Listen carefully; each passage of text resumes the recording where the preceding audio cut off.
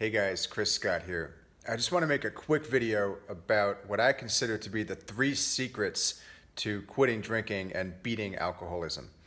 And honestly, I don't like the word alcoholism. I don't refer to myself as an alcoholic or anyone for that matter.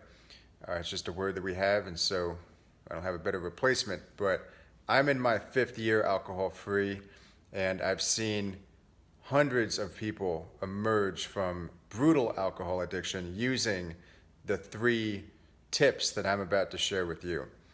And I call them secrets because they're not promoted and they're not shared with people by clinicians dealing with alcohol addiction or by treatment centers.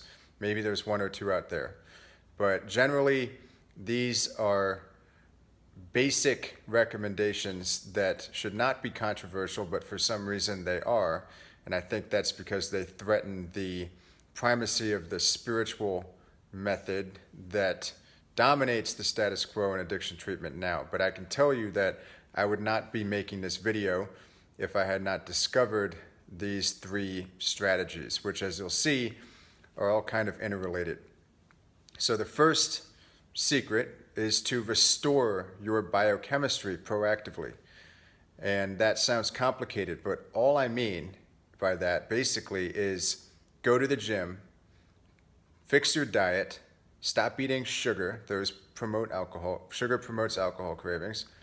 And take supplements that can help to repair your body and your brain. Take precursors, amino acid precursors for neurotransmitters. You need vitamins and minerals as cofactors for enzymes during various bodily processes. You need calming herbs if you're freaking out.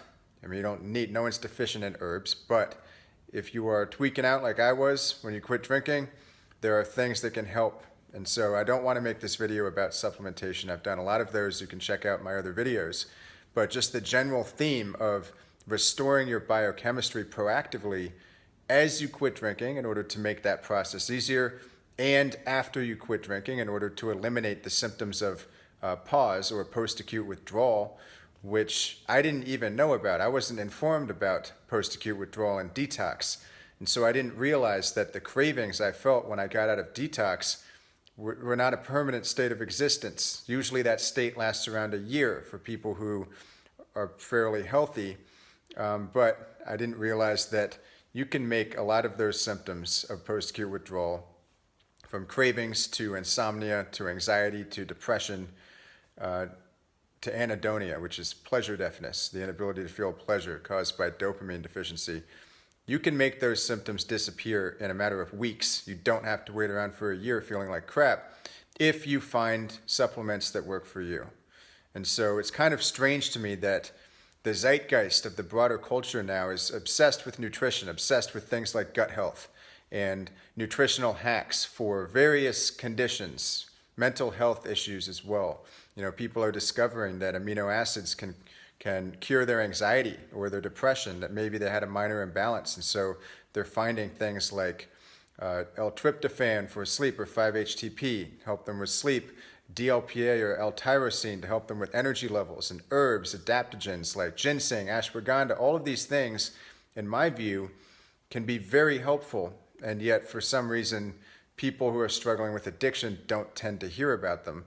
And so I think it is really a matter of time before the revolution going on in nutrition and functional medicine and holistic health starts reaching the people who need it most, who are the victims of this addiction epidemic, and that includes alcohol. It's not just opioids.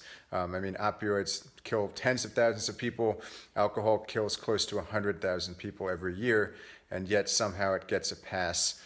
In my view, it's a worthless toxin, a poison, an exhausted resource that I've been there and done that with.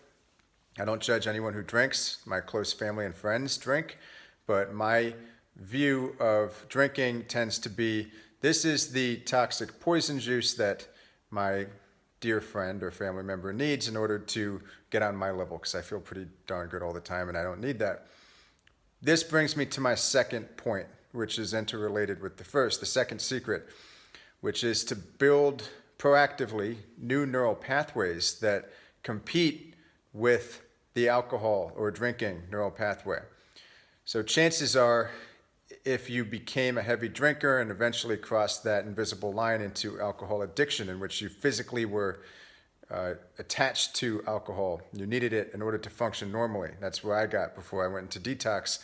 Chances are that you thought, or you maybe still think, that there was an emotional root cause for your drinking.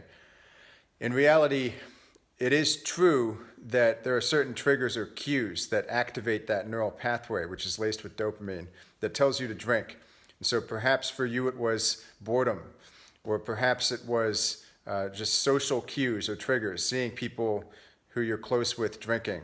You could never avoid drinking in that circumstance. And perhaps it was trauma, or perhaps it was your negative thought patterns. You beat yourself up. Whenever those thought patterns occur, that pathway gets activated, and you're no longer trying to figure out how to deal healthily and proactively with those negative thoughts, but you're already thinking about how much that bottle of liquor costs and where you can get the money to buy it right now, because that's what you're going to do.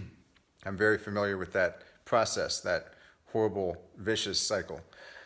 The only way to make that pathway and the associated cravings disappear is to construct new pathways in the form of new activities. So for me, it was hitting the gym. In early recovery, I almost relapsed dozens of times, but every time that vicious cycle would start, and I would start thinking, oh, okay, I need a bottle of vodka, and I'm going to go get it, and then I'll spend the rest of the day here drinking, I would interrupt it by going and just starting to work out. Or maybe I would just strap my shoes on and run. I didn't even know where I was going. I called it an impulse jog. And what that did was, over time, my brain began to automatically light up that pathway, the exercise one, instead of the drinking one. And so whenever I would feel stressed out, or a trigger or a cue would get to me, maybe I would see a billboard with people on the beach drinking Coronas or whatever, I would actually get a craving to go to the gym. As weird as that sounds, it can be done. It's just a matter of repetition. You want to build new neural pathways by accumulating new experiences with a new mindset, a new set of beliefs about what you're doing. And so part of constructing those new neural pathways is also reframing alcohol as something that's toxic, that's an exhausted resource. Because if you don't do that, then why would you search for new, healthier things in the first place?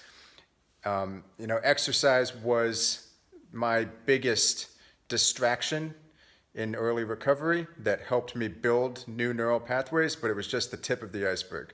And so now I often tell people I have about 300 things on my to-do list.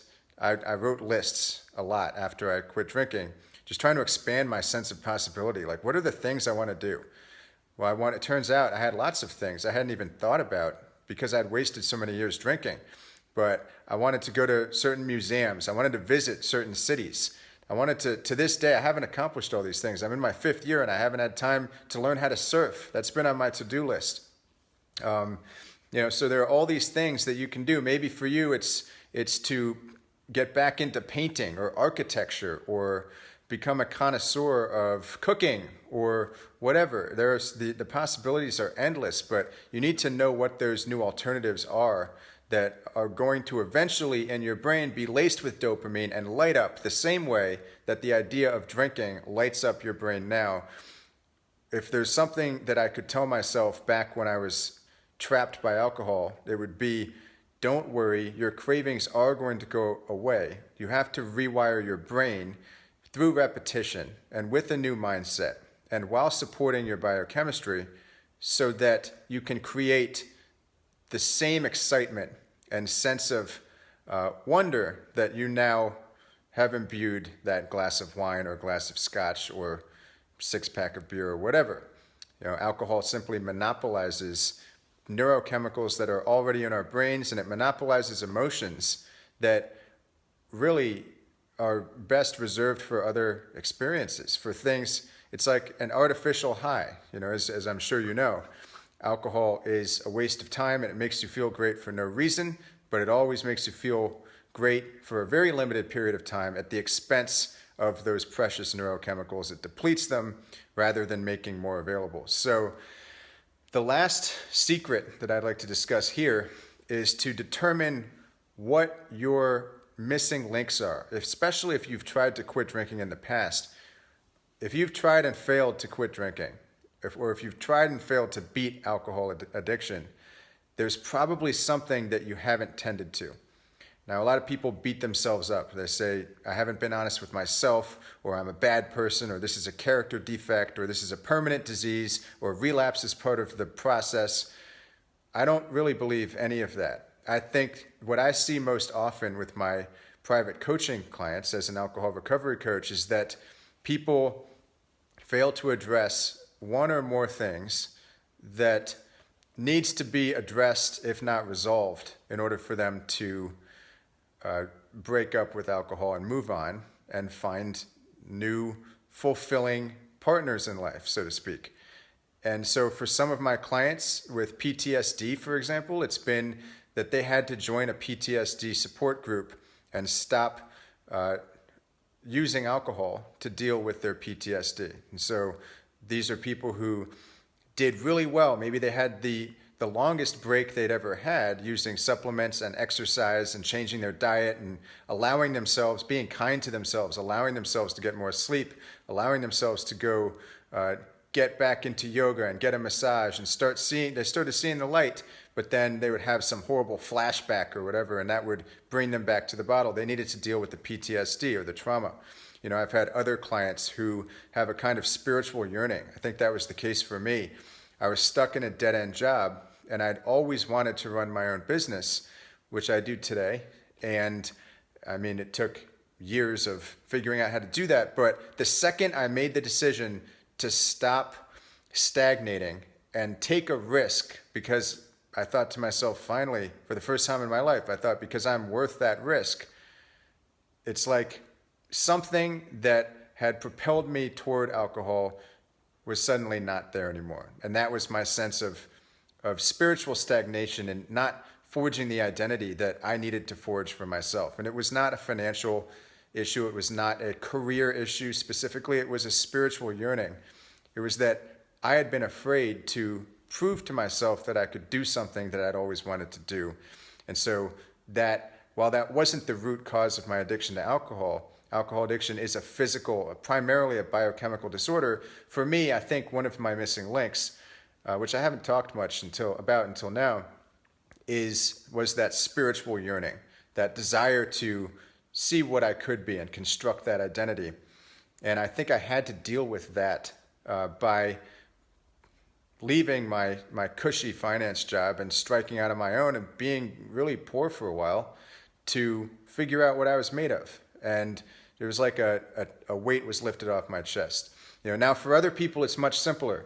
You know, I've dealt with people who have a serious, maybe lifelong nutrient deficiency, or perhaps a GABA deficiency. That's a neurotransmitter that allows you to be calm. And so once they start supplementing with something like L-glutamine or even supplemental GABA, or they start integrating things like Swedish massage or yoga or maybe just a daily walk into their lives, they fix that root cause, which is physical, and they stop craving alcohol. So the bottom line is that if you are trying to quit drinking or beat alcoholism for good, you're going to have a much better shot if you have these three bases covered. And that's the biochemical pillar, the physical restoration pillar, which is, I think, the most ignored for addiction recovery. You know, things like exercise, diet, supplementation, not just saying I'm going to have a salad at this restaurant because it's healthy, but actually being proactive about which supplements can help you feel better and which diet changes are best for you and so on, and which exercise is best for you. Really digging into that, trying to optimize your body, because your body and your brain are inseparable. And if you can optimize your brain, you can get rid of cravings, you can get rid of anxiety, you can get rid of depression and insomnia, and so on. And also constructing those new neural pathways, you know, accumulating new experiences with a new mindset, trying to reframe alcohol as something that's an exhausted resource for you.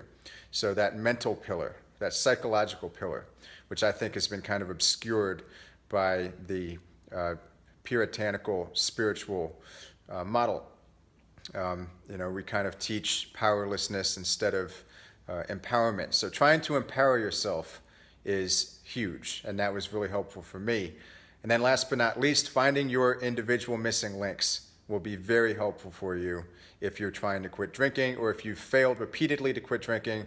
There's usually something there, one or more things. There's usually one big one that you failed to address or to identify or to resolve. And you don't have to resolve it completely, but just start making attempts to deal with it. Just like my clients with PTSD, as soon as they started doing something about it, changed their tactics a little bit, tweaked their strategies, they were able to start making more progress. And so I wanted to keep this video short, and I hope it's been helpful for you.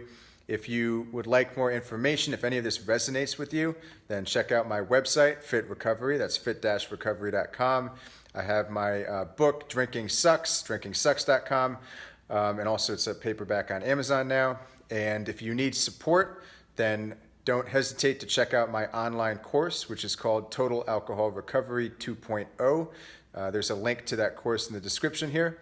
And if you'd like to talk with me personally, I do occasionally do one-on-one sessions with people, alcohol recovery coaching. I'm not a doctor, I'm not a psychiatrist, I'm not a rehab center, but I found that it's very helpful for some people to discuss their experiences and to learn from someone who has many years under his belt of dealing with this stuff, and not just feeling okay in recovery, but feeling recovered and balanced and happy.